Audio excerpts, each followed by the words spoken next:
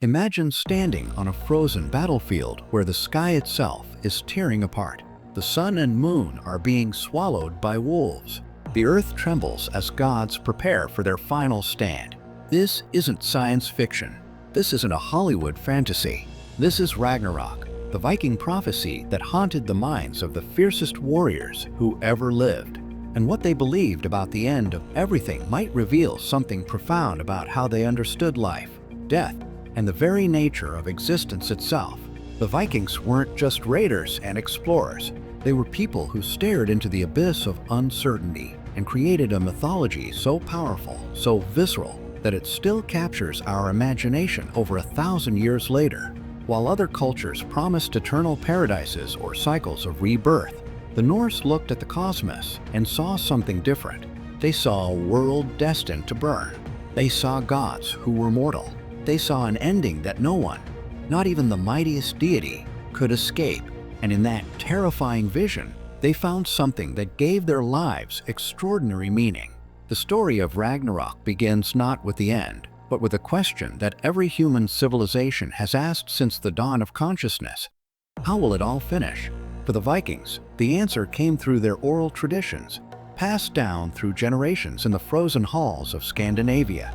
It was eventually recorded in the Poetic Edda and the Prose Edda, ancient texts that preserved these apocalyptic visions. But Ragnarok wasn't just a story to entertain children around the fire. It was a fundamental truth that shaped how Vikings lived, fought, and died. It was the lens through which they understood courage, fate, and the temporary nature of all things. The prophecy tells us that Ragnarok begins with a winter unlike any other. Fimbulwinter, the great winter, descends upon the world for 3 full years without a single summer to break its grip.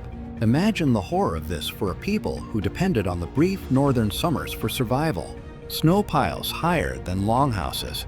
The sun becomes a pale ghost in the sky. Families turn on each other as food disappears. Brother fights brother. Father betrays son. All the bonds that hold society together unravel like a frayed rope. This isn't just climate catastrophe. This is the moral fabric of the world disintegrating.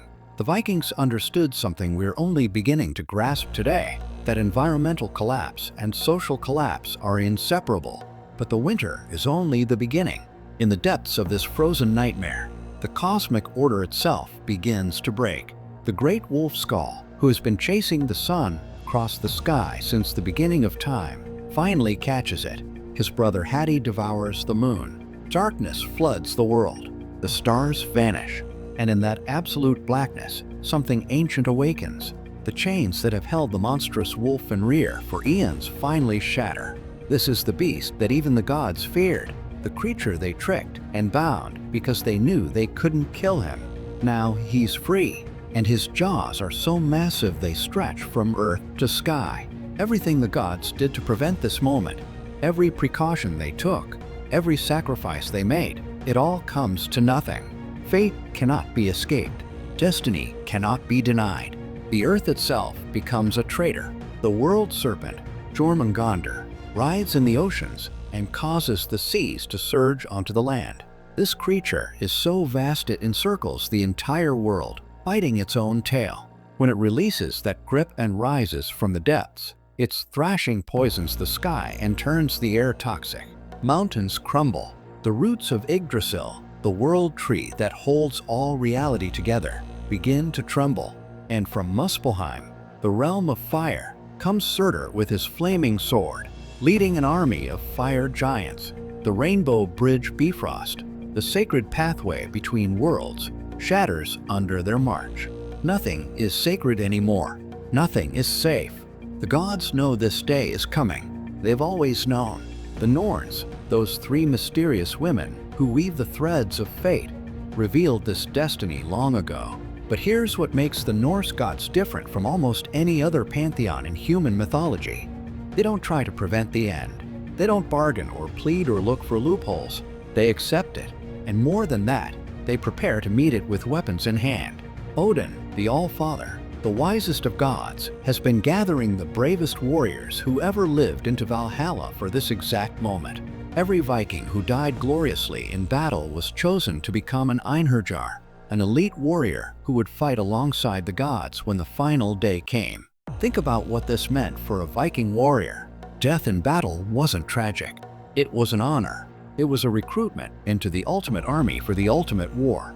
When Heimdall, the watchman of the gods, blows his horn Jallarhorn, the sound echoes across all 9 realms.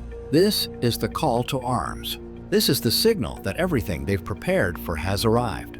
The gods don their armor, they grasp their weapons, and they march onto the field of Vigrid, the plain where the final battle will take place. Can you imagine the scene? The greatest gods of Asgard facing down monsters that were old when the world was young. And they absolutely know, that they're going to lose.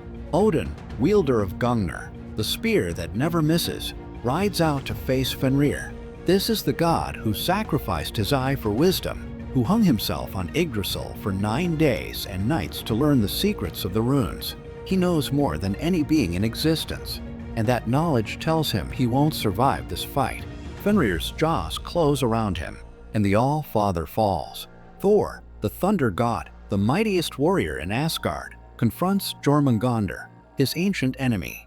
They've clashed before, but this time it's to the death. Thor's hammer Mjolnir strikes with the force of mountains. He kills the serpent, but its poison is already in his blood. He manages 9 steps before collapsing.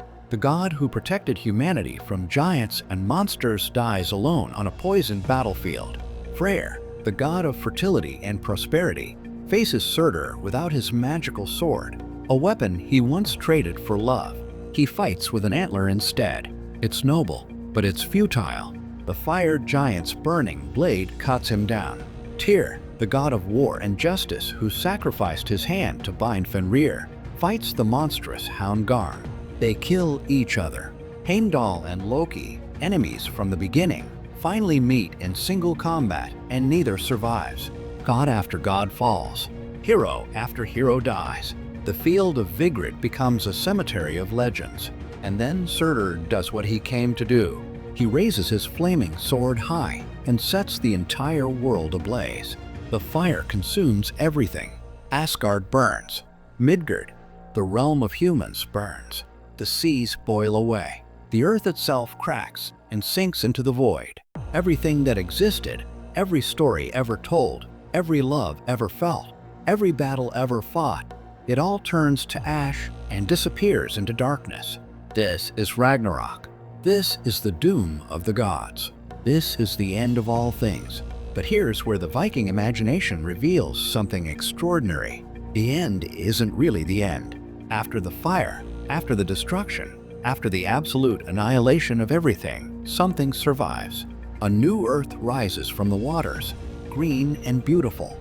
2 humans, Lif and Lifthrasir, who hid in the World Tree during the catastrophe, emerge to repopulate the world.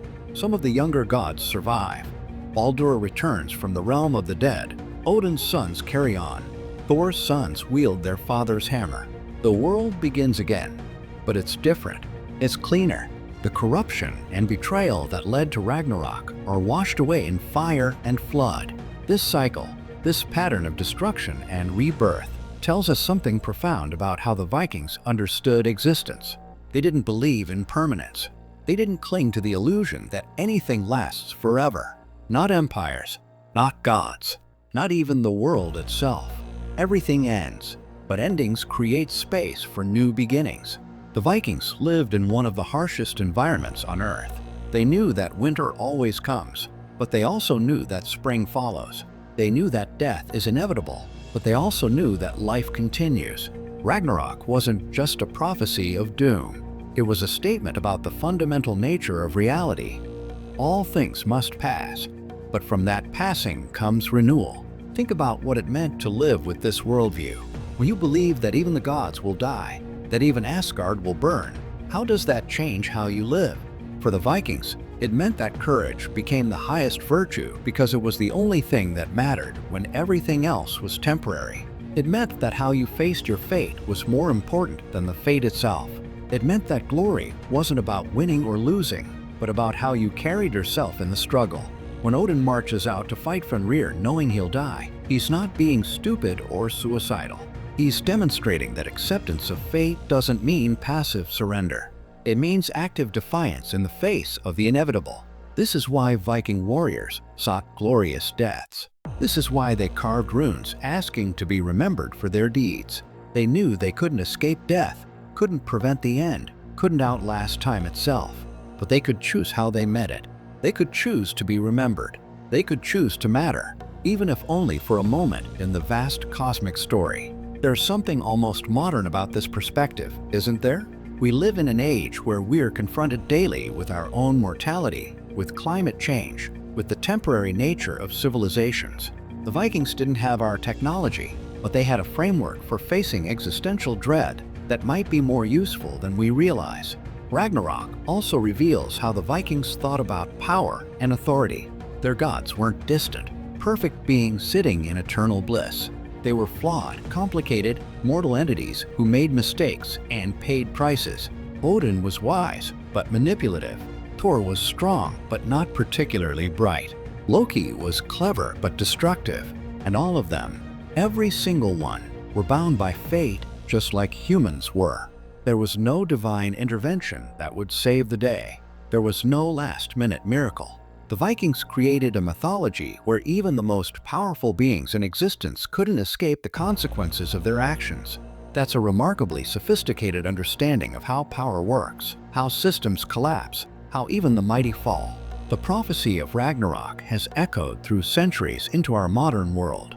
You can see its influence everywhere once you start looking. Tolkien drew heavily from Norse mythology for The Lord of the Rings. The Marvel Cinematic Universe has brought these gods and their ultimate battle to billions of people. Video games, novels, TV shows, they all return to this story of the world ending in fire and ice. But it's more than just entertainment.